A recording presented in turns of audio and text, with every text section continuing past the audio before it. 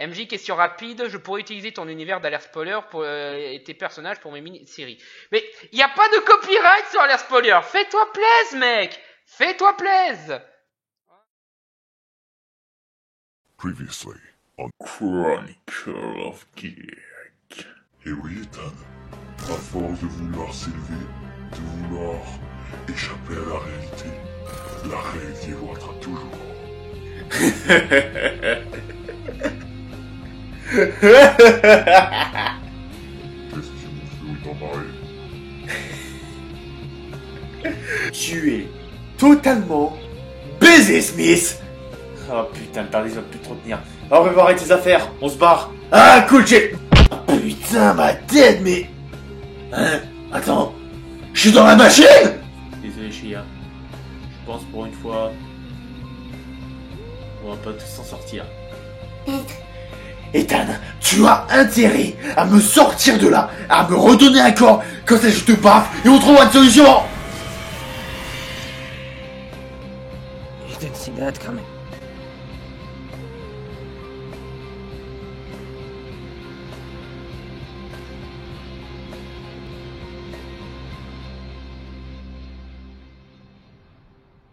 And now... Écoutez, docteur, j'ai traversé en long et en large l'imaginaire et je n'ai jamais entendu parler d'un quel que ce soit dragon. C'est la première fois que j'entends parler. Écoutez, spoiler, je suis d'accord avec vous, mais on ne peut pas laisser le gamin comme ça. Oui, je suis tout à fait d'accord avec vous, mais cette chose ne m'inspire pas confiance. On doit trouver une autre solution. Mais on n'a pas le temps, si on se presse pas assez, le processus pourra jamais se déclencher. Oui, mais je... Ah putain, ma tête! Ah, j'ai l'impression de me faire bifler 100 fois! Ah putain! Tiens, on dirait qu'ils sont réveillés. Allons voir ce que ça donne. Tout va bien là-dedans? Ah putain, allez, spoiler et le docteur, qu'est-ce que vous foutez là? Vous nous connaissez déjà? Oh, faites pas chier s'il vous plaît! Dites-moi juste où est Ethan que je le défonce! Ethan? Oui, parce que ce fils de pute m'a transvasé dans cette machine sans mon autorisation! Donc, vous me dites où il est, et je pourrai le défoncer rapidement! Arkham, je vais prendre le relais. Bonjour, je me présente, je m'appelle Shea. Ce que vous voudrez savoir, Arkham, c'est où se trouve Ethan, notre maître précédent, on va dire. Parle pour toi! Ethan, vous voulez dire le gamin qui avait cette machine et le Tardis? Oui, as-tu survécu? Je suis désolé, Shea, mais personne n'aurait pu résister à ce genre d'explosion. Même moi ou le docteur, on n'aurait pas pu résister. Ethan? Oh putain, qu'est-ce qui pourrait être pire? Bon, bref, on s'en fout, on n'a pas le temps de le pleurer, on a peut-être une solution pour le ramener. C'est vrai? Ok, mais pourquoi vous feriez ça? Pour faire court, disons qu'on avait l'intention de base de vous sauver, mais qu'on n'avait pas les moyens nécessaires, mais que quelqu'un nous a aidés à vous sauver. D'accord, et comment vous comptez le faire? Je laisse spoiler vous expliquer, moi, faut que j'arrive à trouver la coordonnée de la planète. Notre plan est basé en fait sur à peu près la même logique qu'il avait utilisé pour recharger le Tardis. Grâce à un morceau d'âme ou d'essence d'Ethan, d'aller sur une planète d'un film qu'il aurait adoré critiquer pour le faire revenir d'entre les morts. Excusez-moi, spoiler, mais où est-ce que vous comptez trouver un morceau d'âme d'essence d'Ethan? Parce que je vous le rappelle, rien n'a survécu après l'explosion. Oh, j'ai rien dit. Mais le problème c'est qu'on pouvait pas choisir un événement trop attendu par lui, je sais pas si j'explique bien. Non, je ne vois pas ce que vous dites, spoiler. Je peux essayer d'expliquer? Allez-y, même si je sais pas si vous avez tout compris. Donc, en gros, vous ne pouviez pas choisir un événement trop attendu parce que j'aimais l'hypothèse qui aurait été tellement enjoué qu'il aurait de nouveau explosé. Genre si vous aviez choisi Wakfu saison 3. Et vous n'auriez pas pu choisir un événement trop décevant parce que sinon il se serait retué. C'est à peu près ça ou j'explique mal? Non, grosso merdo c'est ça. Et c'est pour ça que, d'après spoiler, nous avons choisi la planète de Spider-Man Homecoming, c'est ça? Ouais c'est ça. Spider-Man Homecoming? Mais on n'est même pas à la bonne date. Je vous rappelle que mon Tardis peut voyager dans le temps, et que vu que je suis dans l'imaginaire, je peux me téléporter dans la timeline de l'imaginaire. Ah oui, ce n'est pas si bête que ça. Du coup on va vous déposer chez Doctor Strange. Strange? Pourquoi Strange? Parce que c'est l'un des seuls personnages connus à ce jour dans le MCU qui ait la possibilité de ramener l'âme d'Ethan. Ah, et vous venez avec nous? On ne peut pas, moi, d'une part, parce que, d'un spoiler, je risque de foutre un peu le bordel dans les différentes timelines, c'est ça? Et moi j'ai un renard à éliminer. Et ça fait depuis bien trop longtemps que je m'empêche de le faire. Vous parlez de Dead Fox? Exactement. Si vous le croisez, transmettez-lui un message. Eh, Bottez-lui le cul de notre part. je n'y manquerai pas, Arkham. Accrochez-vous, on arrête sur la plague MCU.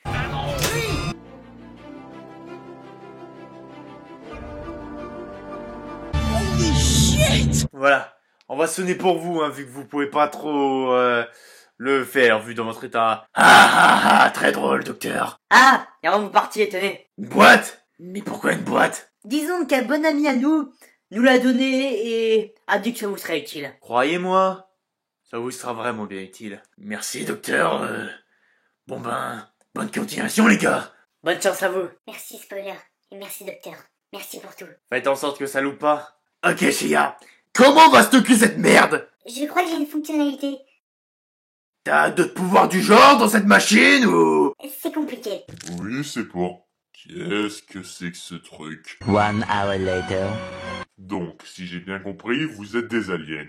Ouais. Et votre ami s'est sacrifié pour vous sauver. Et il vous a placé, vous, l'une de ses personnalités multiples, dans cette machine pour vous préserver et vous a envoyé sur Terre. Oui, c'est exact. Et vous me demandez, grâce à l'âme, enfin au fragment d'âme qu'il possède de votre ami, de faire ressusciter votre ancien camarade avec un nouveau corps. J'ai oublié 2-3 trucs ou c'est encore plus tiré par les cheveux? Ben, dit comme ça, c'est sûr que c'est pas très reluisant comme plan. Ok, juste pour vous prévenir, je n'ai jamais fait ça avant, donc je ne sais pas quelle énergie ça va demander. Et l'extraction de l'âme de votre ami va probablement être très douloureux.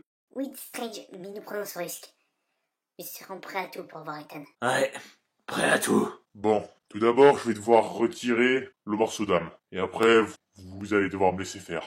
Ça va durer un petit moment, mais je vous promets rien. Ok, Strange, faites ce que vous avez à faire. Je l'ai déjà dit, je vais pas vous mentir, ça va être un peu douloureux. Oh, vous inquiétez pas, Strange, j'ai survécu à pire que ça! 2 hours later. 3 hours later. Can you move it along? I'm all out of time card. Voilà. Après plusieurs heures de négociations avec une créature avec des ailes et des yeux à l'intérieur, j'ai réussi à retrouver l'âme de votre ami. Et j'ai réussi à demander un nouveau corps. Voici l'âme. Merci, Strange. Vraiment, nous vous serons redevables. Strange, c'est normal qu'il y ait qu'une boule lumineuse.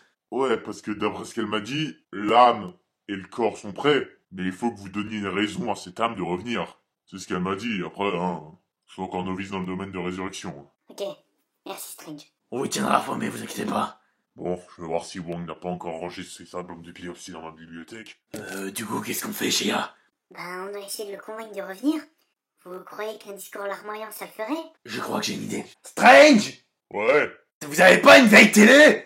Ouais. Dans la pièce d'à côté. On peut l'emprunter? Oui, si vous voulez. Merci, Strange. Vous comptez faire quoi? Shia, t'arrives à te connecter à Internet? Oui, mais pourquoi faire? D'habitude, je dis ça, pas dans ce genre de contexte, mais ferme les yeux et laisse-toi faire.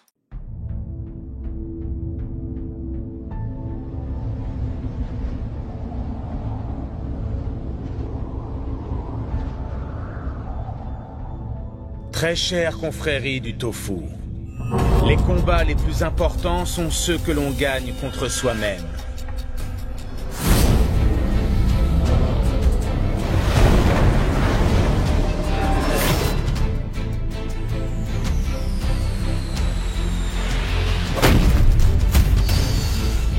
Il y a une douzaine d'étages dans ma tour des rêves. À chaque étage correspond un futur dieu. Rencontrez-les. Confrontez votre volonté et vos certitudes aux leurs.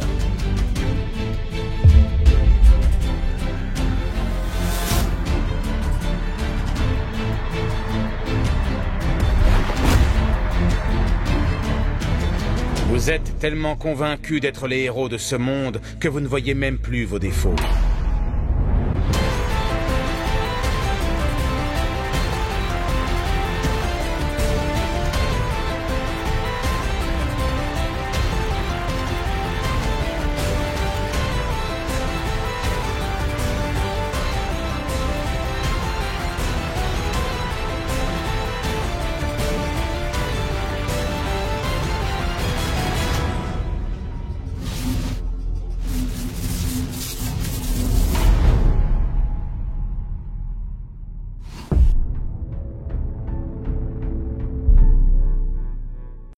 Salut bande de ratchats, est-ce que je vous ai manqué? Non!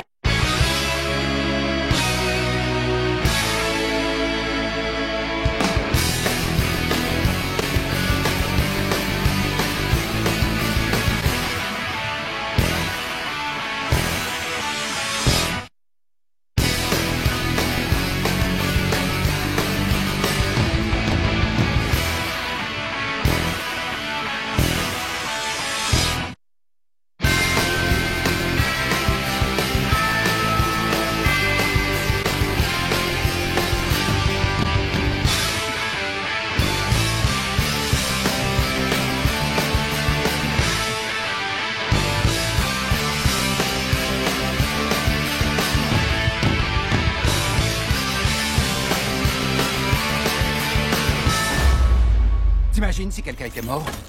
J'essayais d'être comme vous. Je veux que tu sois meilleur. Je vais reprendre le costume. Mais je suis plus rien sans lui. Si tu n'es rien sans ce costume, c'est que tu ne le mérites pas. J'ai pas assuré. Tu dois arrêter de porter toute la misère du monde sur tes épaules. Je veux que les choses soient claires. Je ferai tout ce qu'il faut pour protéger les miens.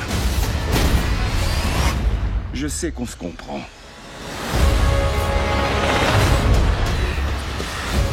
Tu n'es pas sur ma route. Sinon je te tuerai, toi et tous ceux que tu aimes. Les amis sont là-haut. Ce type est là, quelque part. Va falloir que je m'en occupe.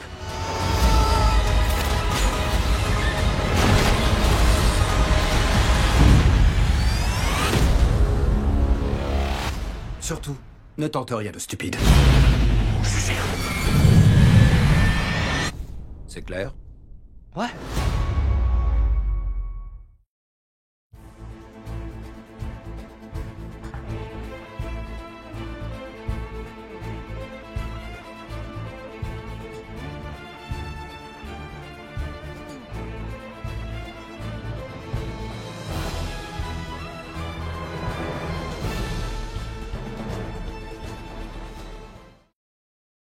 Ça va faire quoi? 9 ans? 9 ans que le MCU a commencé. 9 ans que le premier Iron Man est sorti.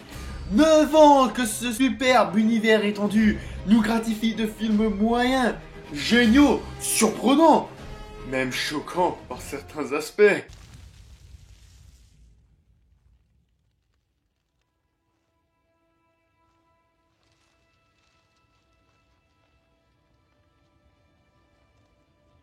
You didn't see that coming.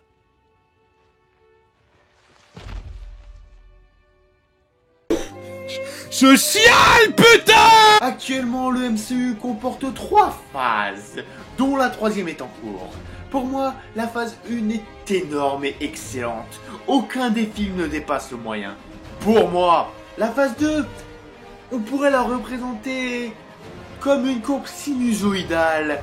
Et actuellement, la phase 3 s'entame comme un renouveau pour ma part. Nous avions eu, pour commencer cette nouvelle phase, Captain America Civil War, qui était énorme. Pourquoi me diriez-vous? Eh bien, pour ça. Collant, à toi! Salut tout le monde. Nous avions eu aussi Doctor Strange qui était génial et qui apportait ce côté magique et inceptionien. Petite parenthèse, ne cherchez pas ces termes dans le dictionnaire, ils n'existent pas. À cet univers, les Gardiens de la Galaxie qui était génial mais légèrement en dessous du premier, notre film actuel et les 2 prochains qui devraient sortir seront Thor Ragnarok et Black Panthers. Je vais dire un peu ce que j'attends de ces 2 films. Thor Ragnarok, il va juste être génial. Pourquoi? Ben, je sais pas, moi, peut-être à cause de ça. Yes!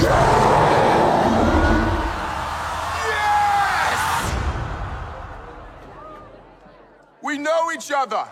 He's a friend from work. Oh, come on.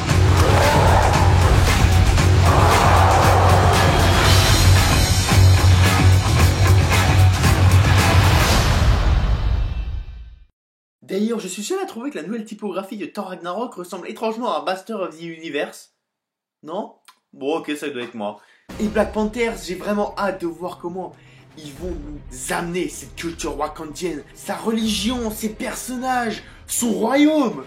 Malgré que notre cher ami Durandal trouve que ça fait Black Panther a l'air trop compliqué. Ah, Durandal, Ivan. Comme dirait Gandalf. It's him loves the ring, as he hates and loves himself. Mais depuis la création de ce Marvel Cinematic Universe, les fans attendaient une chose. Et une seule chose. La venue des X-Men! Mais non, mais t'es con. La venue des 4 Fantastiques! Mais non, c'est pas ça. L'affrontement contre Galactus. Ta gueule! Ils attendaient la venue de Spider-Man. Mais il y avait un petit souci à ça. Sony! Pas forcément. C'est que Spider-Man a déjà une grande carrière dans le cinéma. Il a déjà été très bien représenté par l'excellente trilogie de Sam Raimi. Malgré un 3e opus discutable, il a continué dans cette lancée avec la saga de Mark Webb, qui pour moi est géniale. Elle ne dépasse pas la saga de Sam Raimi, mais pour moi, je préfère cette saga à celle de Raimi. Ne me tapez pas dans les commentaires s'il vous plaît. Alors, après le flop avec des guillemets de The Amazing Spider-Man, Marvel a retenté sa chance. Après de nombreuses discussions, de nombreuses négociations, de nombreux léchages de couilles, de nombreux suçages de bites, Spider-Man est enfin arrivé dans le MCU. Ce qui nous amène à notre film du jour. Spider-Man Homecoming, réalisé par John Watts. Alors, de quoi nous parle ce film? Vous connaissez l'histoire, hein, Peter Parker, piqué par une araignée radioactive, donc qui obtient les pouvoirs de Spider-Man. Quoi, c'est pas ça? Eh non, c'est pas ça, et c'est l'une des plus grandes qualités du film. Car nous avons déjà eu 5 films qui parlaient de cette histoire. Théoriquement 2, mais on comporte les 3 autres. L'histoire de Peter Parker qui se fait mordre par une araignée, qui fait une connerie, contre le Ben meurt et qui lui apprend qu'un grand pouvoir implique de grandes responsabilités. Nous connaissons déjà cette histoire, et c'est l'une des grandes qualités du film de nous proposer une autre histoire. Mais d'ailleurs, quelle est cette histoire? Après ce spectaculaire début dans Captain America Civil War, le jeune Peter Parker découvre peu à peu sa nouvelle identité. Celle de Spider-Man, le super-héros lanceur de toile. Galvanisé par son expérience avec les Avengers, Peter rentre chez lui auprès de sa tante May, sous l'œil attentif de son nouveau mentor, Tony Stark. Il s'efforce de reprendre sa vie d'avant, mais au fond de lui, Peter rêve de se prouver qu'il est plus que le sympathique super-héros du quartier. L'apparition d'un nouvel ennemi, le vautour, va mettre en danger tous ceux qui comptent pour lui. Alors, on va passer directement au personnage. Peter Parker, alias Spider-Man, interprété par Tom Holland. On va mettre carte sur table. C'est l'un de mes Spider-Man préférés. Pourquoi? Il bouge tout le temps, il arrête pas de parler, il fait des blagues, il est saoulant. C'est un ado. Et pour revenir sur le côté saoulant, c'est comme dans certains livres ou jeux vidéo. Certaines de ces blagues sont lourdes et chiantes. Même quand il interroge le personnage de Donald Glover, tu sens que le mec, il sent pas les couilles de lui. Il sait que c'est un novice. Et d'ailleurs, il fait ça pour se rassurer. Il n'arrête pas de faire des blagues pour se rassurer et essayer de dédramatiser tout ce qui se passe autour de lui. Et en plus, comparé aux autres Spider-Man, il préfère être Spider-Man. Parce que pour rappel, dans les autres films, c'est... Oh, je sais pas, est-ce que je dois être Spider-Man ou Peter Parker? Ouais, mais si je suis Spider-Man, j'ai du mal avec ma copine, mais si j'ai du mal avec ma copine, je ne pourrais plus être Spider-Man. Alors que là, Peter est cash, il préfère être Spider-Man. Il en a presque rien à foutre de la vie de lycée. Il veut être un Avenger. C'est un putain de fanboy. Et après, vous vous demandez pourquoi j'adore cette version. Sérieusement. Et en plus, il a une superbe évolution. Au début, il était prêt à tout pour être un Avenger. Mais après que Tony lui a pris son costume et qu'il a réussi à se démerder, il a évolué. Quand Tony lui propose de devenir un membre officiel des Avengers, avec un nouveau costume qui doit être l'Iron Spider, mais pour moi je trouve qu'elle ressemble plus à Super-Héros Spider-Man, et de montrer au monde son existence avec une conférence de presse. Ceux qui ont lu les comics savent de quelle scène ça fait référence. Il refuse, à la grande surprise de Tony Stark. Il se dit que peut-être... Que je me contente d'être la petite araignée sympa du quartier. Vous savez, il faut bien que quelqu'un s'occupe des gens de la rue. On va directement enchaîner à son mentor, Tony Stark, alias Iron Man, joué par Robert Downey Jr. Il n'est ni trop présent, ni trop saoulant. Il est la figure paternelle, on va dire, de cet épisode. Et à la fin, quand Peter refuse son offre, tu vois presque un sentiment de fierté. de fierté profonde envers Peter. Et ça, c'est juste génial. Passons ensuite à un personnage plutôt complexe. Michelle, joué par Zendaya Coleman. Avant de revenir plus en détail sur ce personnage, je trouve qu'il y a un côté un peu hipster dans son personnage et certaines scènes avec elle m'ont fait mourir de rire. Je dirais pas lesquelles, mais je pense que vous allez vous marrer avec ce personnage. Mais le point sur lequel les fans vont avoir mal au cul, c'est que Zendaya joue MJ. Je répète, Zendaya joue MJ. Je ne déconne pas. Zendaya Coleman jouera MJ. Et pour les 2-3 du fond qui sont en mode « Ah, outrage et désespoir, oh vieillesse ennemie !» J'ai dit qu'elle jouait MJ, pas Mary Jane. Parce que c'est une version différente de MJ par rapport à ce qu'on a eu dans les comics ou dans les films. C'est une tsundere. Je pense, si vous avez compris, tsundere, elle se comporte presque comme une connasse envers Peter Parker. Mais avec cette donnée en tête, et que vous allez voir le film, à chaque fois que Peter est à un endroit, elle est là. À la cantine, check. À la fête de Liz, check. En call, check. Dans le groupe, check. Et à la fin, quand Peter se barre pour aller rejoindre Tony, tu vois dans le regard qu'elle lance à Peter qui s'en va, qu'elle est amoureuse de lui. Et je le dis très clairement, je préfère largement cette version d'MJ que la précédente qu'on a eue dans les films de Raimi. Ah, Mary Jane, comme j'ai rêvé de te tuer. Passons sur un autre personnage qui va faire aussi très mal au cul aux fans. Flash Thompson, joué par Tony Revolori. Oui, ce type joue Flash Thompson. Oui, ce type dans les différents films. Il y a eu une petite régression, non? Parce que, pour rappel, dans les comics, Flash Thompson est un mec bourrin qui est le bullies de Peter Parker et qui est le capitaine de l'équipe de football. Et pour rappel, dans les comics les plus récents, il joue Agent Venom, l'un des seuls hommes sur Terre à avoir réussi à contrôler Venom. Donc entre cette version et celle-là, je crois que l'une des deux va se faire bolosser rapidement si Venom est introduit au MCU. Passons ensuite au geek dans le fauteuil. Ned Leeds, joué par Jacob Batalon. Si j'ai bien compris, Ned Leeds était un personnage autre dans l'univers de Spider-Man, mais cette version me plaît assez. Le gros, littéralement, le gros cliché du geek, qui est fan de Star Wars, qui arrête pas de faire des références à tout va, qui est excité quand il découvre que son pote est Spider-Man. Et franchement, je me suis vraiment attaché à ce perso. Et c'est un cliché sur pattes, mais j'ai kiffé. D'ailleurs, je suis content qu'il n'ait pas fait le cliché de la bouffe, parce que vu le type de film qu'essaye de reproduire le film, genre la folle journée de Terry Spooler, normalement dans ces films-là, le gros bouffe tout le temps. Alors que là, non. Tu le vois aller bouffer une fois à la cantine, et c'est tout. Après, tu le vois essayer d'aider Peter en étant le geek dans le fauteuil, comme Barbara Gordon. Mais la mobilité en plus.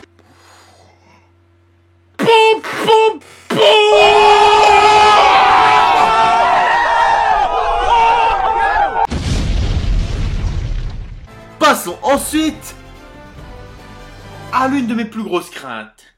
Liz Allen, jouée par Laura Harrier. Avant ce film, j'avais peur qu'elle nous fasse une Mary Jane. C'est quoi une Mary Jane? Eh bien, c'est une fille totalement conne et totalement niaise qui a une relation totalement chiante et inutile avec le héros du film et qui est totalement insupportable et qui me donne envie de la fister très profondément. Mais heureusement, dans le film, elle est presque une Mary Jane, mais elle a une petite personnalité en plus.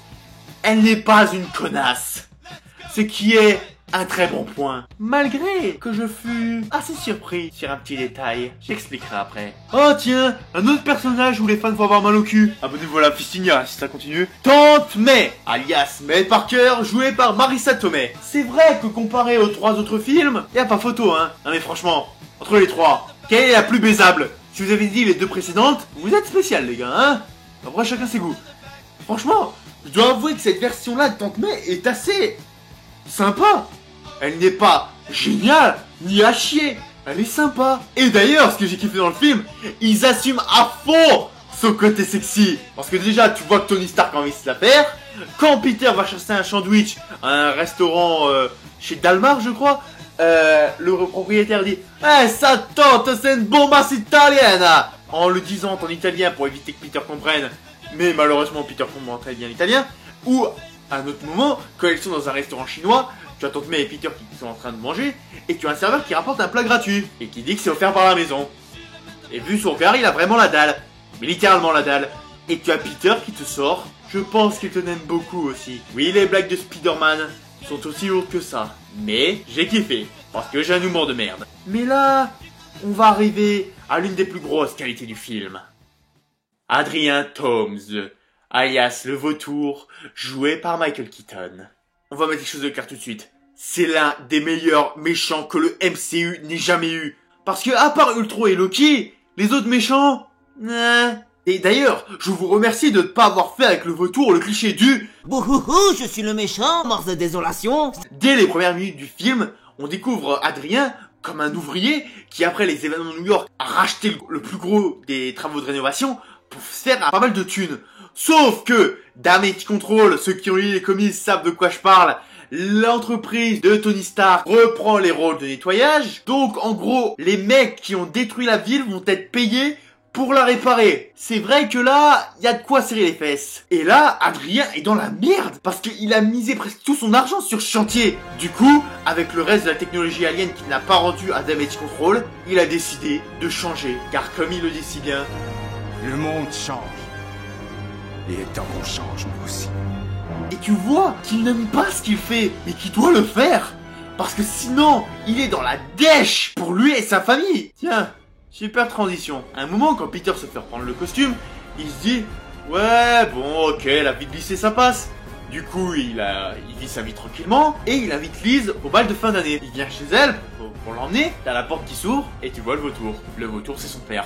Wow.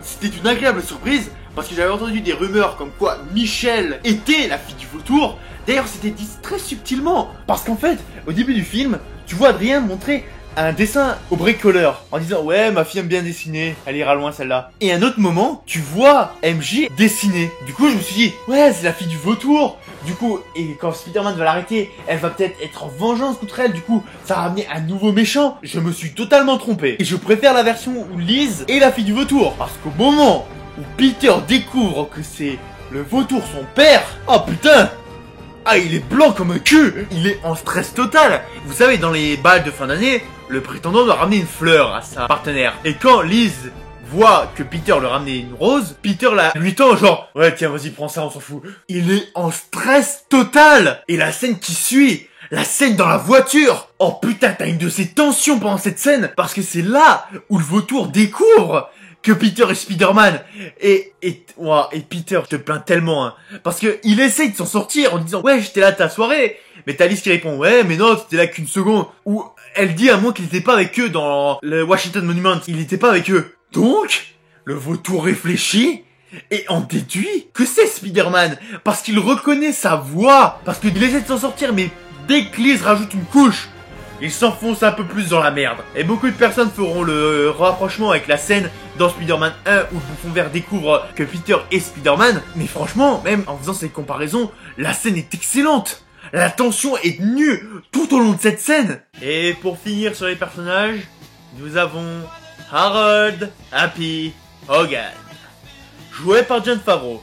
D'ailleurs, pour ceux qui ne le savaient pas, Jon Favreau est le réalisateur du premier Iron Man et il joue son garde du corps. Ah, comme le monde est petit. Le personnage est cool, il n'a pas évolué depuis les derniers films. Mais en même temps, pour un personnage comme ça, on ne demande pas d'évoluer, hein. Juste d'être happy.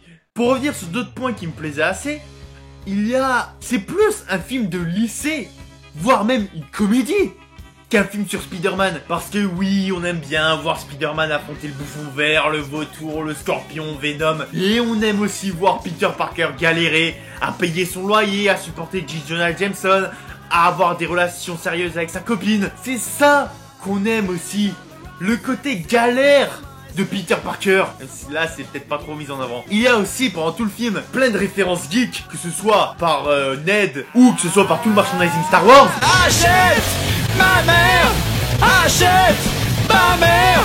Ma merde! Il y a aussi un bon point, il n'y a pas le cliché du malentendu. Pour vous expliquer, quand Peter doit aller à Washington pour arrêter le vautour, il fait croire à ses amis qu'il reparticipe à un décathlon. C'est un quiz pour personnes intelligentes, on va dire. Et il ne participe pas, vu qu'elle a été enfermée dans le stockage de Damage Control. Et quand tu as Liz là au téléphone, elle lui dit à peu près: tu nous as fait un petit coup de pute là, t'es passé où?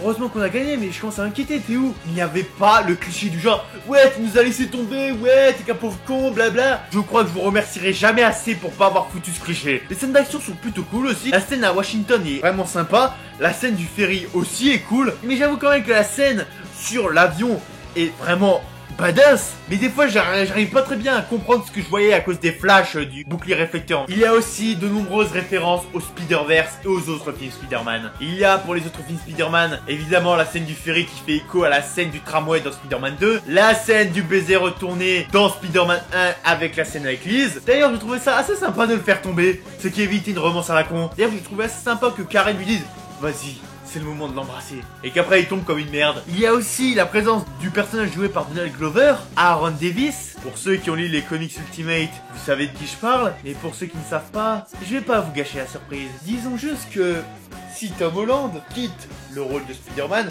ce que je ne souhaite pas, il nous offre la possibilité d'un nouveau Spider-Man. Il y a aussi le Scorpion qui est présent sur la scène du ferry et sur la première scène post-générique. Il y a la présence du Joker, du bricoleur, donc le Ben qui dit subtilement, Betty Brandt, et aussi des plans repris des comics, comme la scène de l'attaque de la banque ou le plan sur les gravats. Cette scène était épique. Et d'ailleurs, juste avant cela, on avait, je crois, l'un des meilleurs plans iconiques que j'ai jamais vu. Ce plan-là. Pour les 2-3 du fond qui ne suivent toujours pas, ce plan fait référence au dédoublement de personnalité entre Peter et Spider-Man. Oui, si le MCU sont aussi cool, et bien évidemment, le plus logique, quand tu vois le logo Marvel arriver, ce n'est pas la musique Marvel, c'est la musique du vieux générique de Spider-Man. C'est juste génial. Et concernant les scènes post-génériques, il y en a deux. La première, elle nous présente le nouveau méchant, qui sera présent dans le prochain film Spider-Man, et que le vautour a un honneur. Et pour la deuxième scène, comment je peux résumer ça?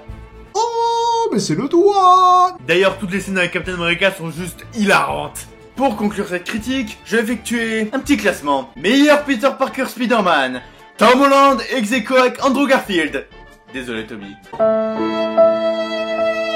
Meilleure copine, numéro 1, Gwen Stacy. Y a rien d'autre à redire, vous pouvez pas tester. Numéro 2, Michelle, parce que son personnage est une putain de tsundere et qu'il est juste génial.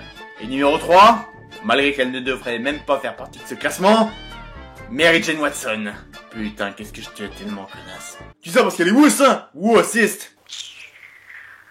Quoi? Meilleur méchant. Numéro 3, le vautour. Parce que c'est l'un des meilleurs méchants que le MCU n'ait jamais fait et qu'il a un putain de développement de personnage. Mais il faut reconnaître qu'avec les autres films Spider-Man, c'était pas mon méchant préféré. Numéro 2, le bouffon vert. Ah, il retrouve la raison. Joué par Dean Diane. Quoi? Comment peux-tu dire que cette version est meilleure par rapport aux précédentes? Ben, parce que déjà je préfère cette version à la précédente.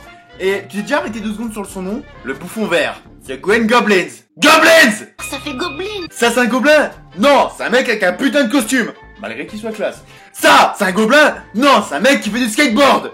Malgré qu'il soit stylé. Alors que là, on a un putain de gobelin. Un fucking Green Goblins. Il est malsain, il est génial. Merde! Et en numéro 1, Electro. Quoi? Encore le bouffon vert, je peux comprendre vu que tu as des goûts de merde. Mais comment peux-tu me dire qu'Electro est le meilleur méchant que tu aies jamais vu comparé à Octopus? Peut-être parce qu'il a un putain de développement de personnage, peut-être qu'il est totalement badass, peut-être que c'est l'un des méchants les plus crédibles de tous les films, et que surtout peut-être qu'il possède le meilleur thème musical pour un personnage que j'ai jamais entendu de ma vie.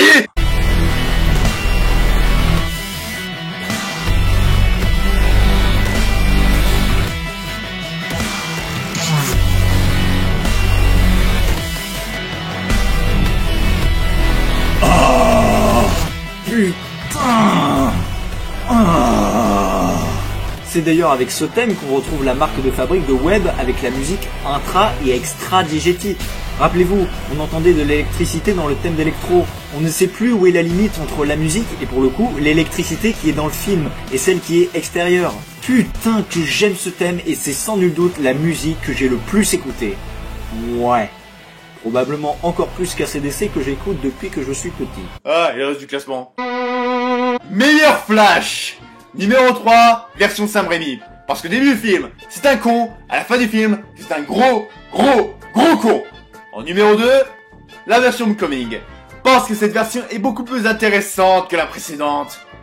Et en numéro 1, la version Amazing Spider-Man. Parce que au début du film, c'est un con. Au milieu du film, il compatit au malheur de Peter. Not today, Flash. Hey, come on, man. I just want to talk.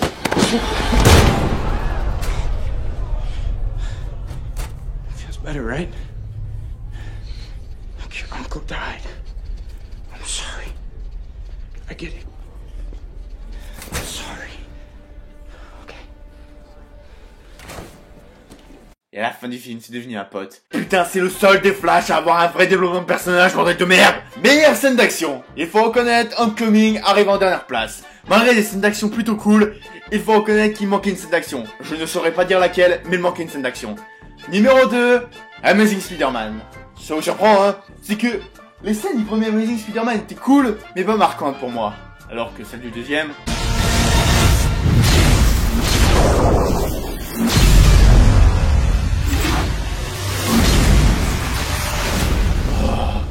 jouissif. Et en numéro 1, il faut bien reconnaître que la trilogie de Sam Raimi nous a des scènes d'action cultes et excellentes, malgré de la CGI pourrie. Et maintenant, top de mes Spider-Man préférés. Numéro 6, Spider-Man premier du nom. Car même si c'est ce film qui m'a fait introduire le personnage, il faut quand même reconnaître que je prends un peu moins mon pied en le regardant maintenant. Numéro 5, Spider-Man 3. Ça vous surprend? C'est que il est à peu près au même niveau pour moi que Spider-Man 1. Mais je me souvenais étant petit que je flippais en voyant Venom. Oui, le mec qui a regardé le Seigneur des Anneaux des dizaines de fois et la scène de l'araignée en prime, j'avais peur de ça. Faites pas chier, j'étais jeune. Numéro 4, The Amazing Spider-Man. Malgré que je préfère la saga de Webb à celle de Raimi, je dois quand même reconnaître que Amazing Spider-Man est légèrement en dessous du deuxième. Numéro 3. Pour préciser, le numéro 3 et le numéro 4 sont interchangeables. Spider-Man 2. Oui, c'est probablement le meilleur Spider-Man qui n'a jamais été fait, mais pour moi, c'était pas mon préféré. Pense à Mary Jane. Connasse. Numéro 2, notre film actuel. Et numéro 1, The Amazing Spider-Man 2. Pour moi, ce film est le meilleur Spider-Man qui n'a jamais été. Sheila, qu'est-ce qui se passe? Ethan, des vaisseaux sont en approche. Des vaisseaux? Quoi comme vaisseaux? Des vaisseaux fanboys, on dirait. Oh putain, non, pas encore eux. Bon, faut que je chante. Strange! Alors, vous avez... Bonjour. Salut Strange, t'as pas des fringues? Des fringues? Ouais, pour me changer quoi. J'ai des vieux fringues dans la malle qui est derrière vous, mais... Passe, ça passe. Ah, et petit conseil, mets la dimension miroir jusqu'à ce qu'on parte. Quel étrange personnage. Ah, c'est bon, la dimension miroir est en place. Gamin, tu nous expliques, s'il te plaît. Shea, les vaisseaux fanboys, c'est bien ce Sam Raimi? Oui, comment vous savez? Oh non, c'est juste qu'ils font chier dès qu'une nouvelle adaptation de Spider-Man sort. Et attends, maintenant que j'y pense, t'avais pas défoncé un petit groupe de ces fanboys sur la planète Amazing Spider-Man? Oui, exactement, parce qu'ils ne supportent pas l'idée que de nouveaux films Spider-Man sortent. Et pourquoi ça? Parce qu'ils ont peur qu'ils dépassent la perfection des Spider-Man de Sam Raimi. Même en sachant que ces Spider-Man sont énormes, ce n'est pas la peine de comparer les films avec les autres. Ils doivent être des bons films par eux-mêmes. Et après de bonnes adaptations. Et même, qu'est-ce que vous allez faire? Leur donner un cours de savoir-vivre. Bon, où est-ce qu'ils sont ces petits cons? Ah, ils ont pas mal évolué depuis la dernière fois. Attention, attention! Au nom du grand homme de Sam Raimi, nous vous informons que les prochaines minutes seront les dernières que vous vivrez et que nous proclamons la justice sambraimienne à juger. Ethan, on vient juste de ressusciter, donc évite de trop rentrer dedans, s'il te plaît. On dit proclamer, du con! Pour la discrétion, c'est loupé, je crois. Qui ose interférer dans notre justice libératrice? Moi, j'ose!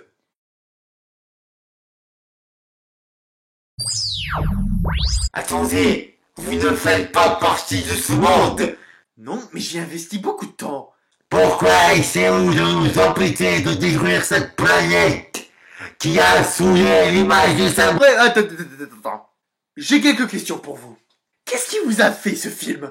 Il a souillé la mémoire de... Non. Il vous a fait quoi ce film, à vous? Il vous a insulté? Mais c'est pas sans rien faire. Je sais, et j'espère, que vous avez au moins regardé le film pour le critiquer. Donc je suppose que vous avez des éléments. Il vous a insulté. Non. Est-ce qu'il fait honte au mythe de Spider-Man? Il fait honte. Ta gueule! Je parle du mythe de Spider-Man. Les persos, les méchants, l'univers. Non. Excellent! Ah, et dernière petite chose. Est-ce que c'est la première fois que ce genre d'événement arrive? Je pense que vous n'êtes pas les seuls à essayer de détruire des planètes et à défoncer certains films, ou même voir prendre le contrôle de certaines planètes.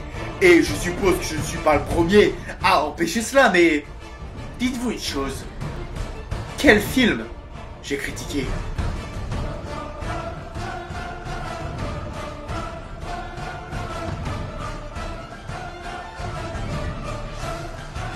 Salut, je suis le critique. Le critique? Vous avez 3 options à votre actif. Première option, je viens chez vous et je vous démontre à quel point la trilogie que vous adulez n'est peut-être pas aussi parfaite que vous le dites. Deuxième choix, je demande à Strange d'enlever la dimension cristal et vous vous faites défoncer en 2-2 par les Avengers. Et troisième option, barrez-vous.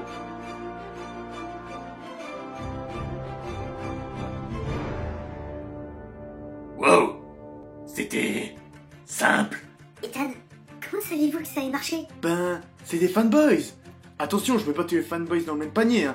C'est juste que ceux-là n'avaient pas l'intelligence nécessaire pour se dire que s'ils n'aimaient pas un film, ça ne voulait pas dire que le film était mauvais. Notre ressenti par rapport à un film est différent pour chaque personne. Bon, en même temps, ils ont jamais tiré leur coup, donc on peut comprendre qu'ils soient autant frustrés.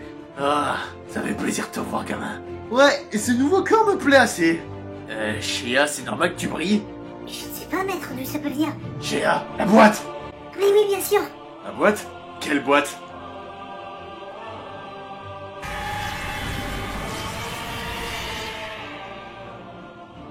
Un nouveau TARDIS? Mais oui, je me disais aussi, j'avais vu cette boîte sur un fanart de boîte à TARDIS. Alors, voyons voir ce qu'il y a à l'intérieur. Oh, style 11e Docteur. Sympa. Ethan, puis-je vous demander de me connecter à l'ordinateur central? Vous n'avez même pas besoin de me le demander, Shea. Ouh, TARDIS connecté. Nouvelle fonctionnalité acquise. Vous devrez lire ce manuel de 1000 pages. Non, on fera ça une prochaine fois. Voulez-vous changer de décor, Ethan? Bah évidemment, on va pas laisser ça comme ça, on va me traiter de plagiat sinon. Que voulez-vous avoir comme décor? Bah, ma chambre évidemment. Ah, ça fait du bien de la retrouver. Ouais, elle m'avait manqué un petit peu. Autant vu les décors qu'on a dans la machine, hein. On va pas trop se plaindre, hein. Alors, que faisons-nous, Ethan? On va aller au feeling, comme dirait un grand homme.